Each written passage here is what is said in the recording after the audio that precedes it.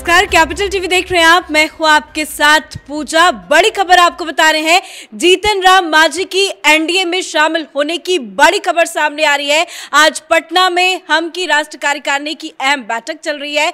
उसके बाद जीतन राम मांझी दिल्ली आ सकते हैं और अमित शाह से मुलाकात कर सकते हैं और मुलाकात के बाद इस बात का ऑफिशियल अनाउंसमेंट भी किया जा सकता है। तो एक बड़ा झटका है नीतीश कुमार के लिए भी।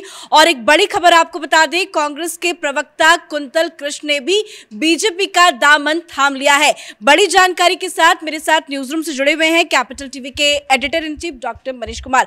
पहली अपडेट आपसे ये जानना चाहेंगे कि क्या जीतन राम मांझी वाकई एनडीए में शामिल हो रहे हैं? देखिए, जीतन राम मांझी के कैंप की तरफ से जो खबर आ रही है कि decision already has been taken और शाम में एक मीटिंग है जिसमें वो फॉर्मेलिटीज सिर्फ पूरा करना है।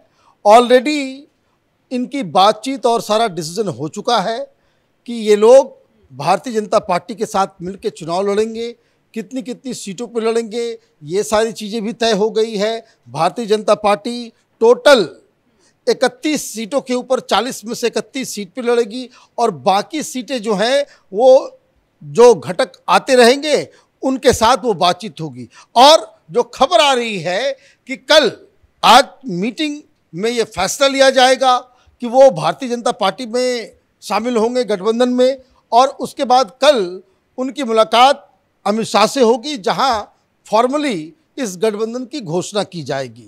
और ये बताया जा रहा है कि जो शर्तें, जिन शर्तों के ऊपर जीतन राम मांझी एनडीए के साथ आ रहे हैं उसमें जो उन्होंने रखा है कि एक लोकसभा सीट जो शायद उनके बेटे के लिए होगा और खुद के लिए उन्होंने एक गवर्नर पोस्ट पे हामी भरी है। तो मतलब कि डील डन हो चुका है।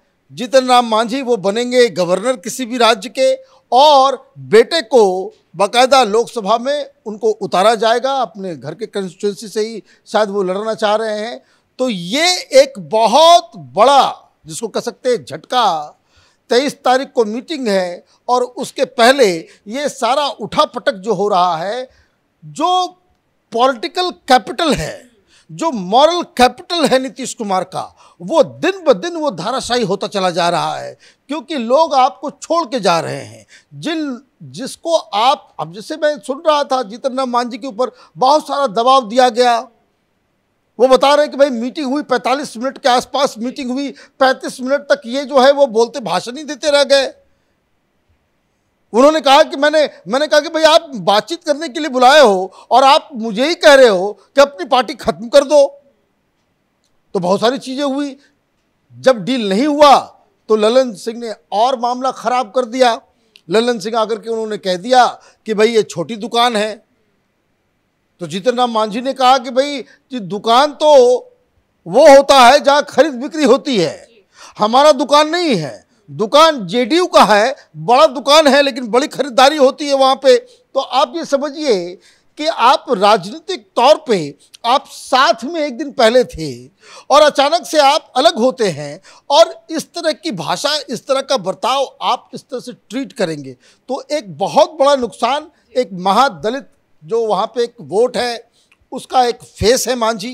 कोई बहुत बड़े उनका कोई पकड़, इसको ये नहीं कहा जा सकता कि बहुत लार्ज स्केल रामविलास पासवान जैसे लीडर हैं, लेकिन हाँ कुछ वर्गों में, कुछ जातियों में इनका एक वर्चस्व है। लेकिन आप ये समझिए कि परसेप्शन वाइज नीतीश कुमार के पास भी वोट नहीं है, लेकिन एक परसेप्शन बन जाता है। जब वो बीजेपी के साथ मिलते हैं तो उनके पार्टी के लोग भी जीत जाते हैं। 17 एमपी जीत के आए।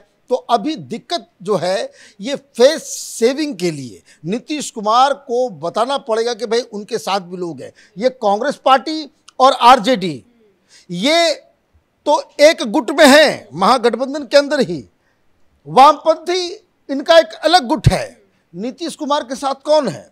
और मैं आपको एक बात और बता दूं कि 1-2 दिन के अंदर एक और महागठबंधन का घटक जिससे बातचीत चल रही है, वो मुकेश सहनी की जो वीआईपी पार्टी है, वो एनडीए के साथ वो शिफ्ट हो जाएंगे। तो आप ये देखिए कि भाई वो नीतीश कुमार क्या करेंगे और नीतीश कुमार को भागना पड़ रहा है स्टालिन के दरवाजे। अभी 2 दिन पहले ही कांग्रेस के प्रवक्ता कुंतल कृष्णन ने कई बड़े बड़े आरोप नीतीश कुमार पे लगाए थे और आज बड़ी अपडेट ये सामने आई कि वो भी बीजेपी में चले गए। देखिए वहां पे बिल्कुल साफ है वहां भारतीय जनता पार्टी और आरजेडी यही दोनों पार्टी अब रहेगी। नीतीश कुमार ने उस राह को चुन लिया। नीतीश कुमार बस यही चाहते हैं कि वो जेडीयू के आखिरी मुख्यमंत्री बन के रहें। नीतीश कुमार के जाने के बाद न ये पार्टी रहेगी, न कोई नेता रहेगा, बस झंडा उठाने के लिए कुछ लोग बच जाएंगे, ललन सिंह जैसे लोग।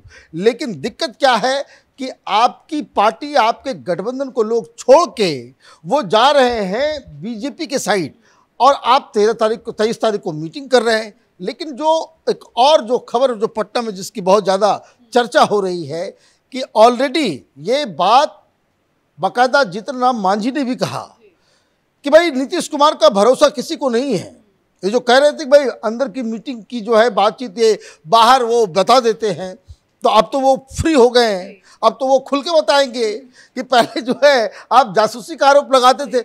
तो जीतन राम मांझी ये बता रहे हैं कि भाई ये नीतीश कुमार पे कोई भरोसा नहीं कर रहा। नीतीश कुमार तो बस ऐसे मुखौटा हैं, और ये कोई ज़रूरी नहीं कि 2024 का चुनाव ये महागठबंधन के साथ मिलकर लड़ेंगे। ऐसा भी हो सकता है कि वो भारतीय जनता पार्टी की तरफ पलट जाए, और जिसके आसार नज़र आ रहे हैं, क्योंकि कांग्रेस पार्टी से आज एक और खबर आई। वो खबर ये आई कि उनके स्पोक्स पर्सन आलोक श्रीवास्तव नाम है शायद उनका, उन्होंने ये साफ साफ कहा कि 23 तारीख के बारे में बहुत सारी बातें बताई गई है, अभी कांग्रेस पार्टी ने ये तय नहीं किया है। तो ये पूरा कंफ्यूजन बना हुआ है कि कौन जाएगा नहीं जाएगा अभी तक। और ये बात कहाँ से हो रही है? आज कांग्रेस के हेडक्वार्टर में खड़े होकर के उसके प्रवक्ता जो है वो ये बात बता रहे हैं कि अभी तक तय नहीं हुआ है। और नीतीश बाबू जो हैं वो जा रहे हैं कहाँ? तमिलनाडु स्टालिन से मिलने। तो अब तो ये चर्चा चल रही है कि नीतीश कुमार और कई सारे ममता बनर्जी, केजरीवाल, ये सब प्लान बी के ऊपर काम कर रहे हैं। प्लान बी का मतलब वही पुराना जो थर्ड फ्रंट का आइडिया कि नॉन कांग्रेस नॉन बीजेपी कोई गठबंधन बनाया जाए, क्योंकि कांग्रेस पार्टी ब्लैकमेल होने के मूड में नज़र नहीं आ रही है। क्योंकि जो फॉर्मूला नीतीश कुमार, ममता बनर्जी सुलझा रहे हैं, कांग्रेस पार्टी को समझा रहे हैं, उसके मुताबिक तो 210 सीटें ही ऐसी होगी जिसमें कांग्रेस पार्टी लड़ पाएगी। बाकी की सारी सीटें ये तथाकथित महागठबंधन, और उसके बाद जब सरकार आप चुनाव हो जाए और उसके बाद जो होने वाला नहीं है, लेकिन फिर भी अगर ये लोग चुनाव जीत जाते हैं, बीजेपी हार जाती है, तो फिर ये बाद में कहेंगे कि भाई आपके पास तो सीट ही नहीं है। तो भाई प्रधानमंत्री जो है नीतीश कुमार बनना चाहेंगे, भाई केजरीवाल कहेगा हम भी प्रधानमंत्री बनेंगे। तो ये देश को एक जिसको कहते हैं 90s सिंड्रोम हिंदुस्तान की राजनीति का, कि जिसमें प्रधानमंत्री 6 महीने में, 4 महीने में, 1 साल में बदल दिए जाते थे और सरकारें बदल जाती थी।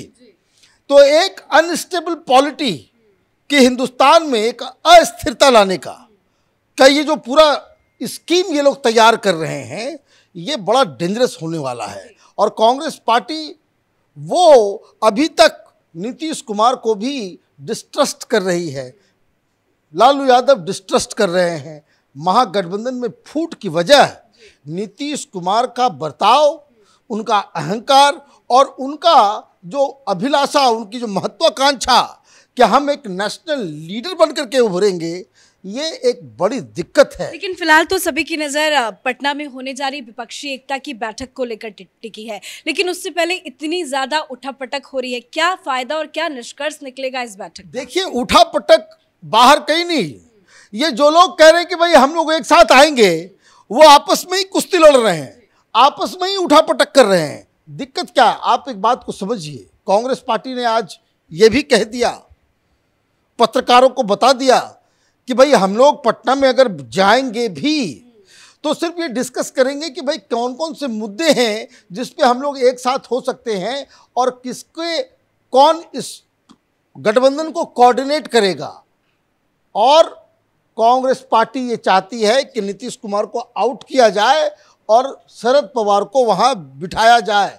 मतलब नीतीश बाबू सब कुछ कर आकर के ढाक के 3 पात वापस उसी जगह पे आ जाएंगे जहां से इन्होंने शुरुआत की थी। और एक बार शरद पवार की एंट्री हो गई, नीतीश कुमार को कौन पूछेगा?